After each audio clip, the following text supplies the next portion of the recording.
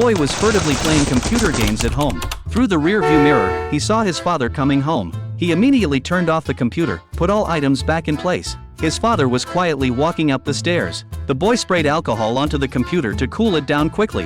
When his father pushed open the bedroom door, the boy was leaning on the bed, pretending to read attentively. His father walked straight to the table and reached out to touch the computer. The boy was extremely nervous, but fortunately, his father didn't notice anything wrong and was satisfied with his performance. The boy mentioned that he had run out of his pocket money. His father scolded him for spending money too quickly. The boy said he had gone to visit David. Hearing this, his father took out all the money from his wallet and gave it to the boy, telling him to visit David more often. David was now paralyzed and in the hospital. The three of them were good friends. That day, they went to the hospital to visit David. They learned that David had only a few days left to live.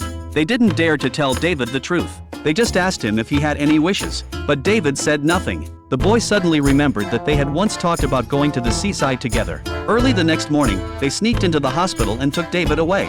David's friends were taking him to the seaside. Suddenly, the traffic police told them to stop. Unexpectedly, they high-fived the police instead.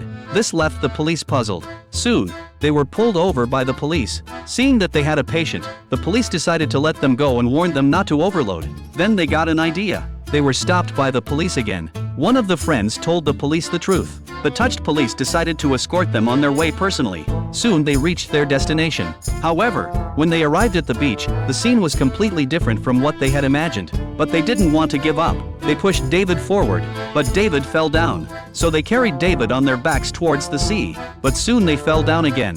Finally, they managed to run into the sea successfully. Just as they were excited, they found that David was missing. Turning around, they saw that David was drowning. Fortunately, they rescued David.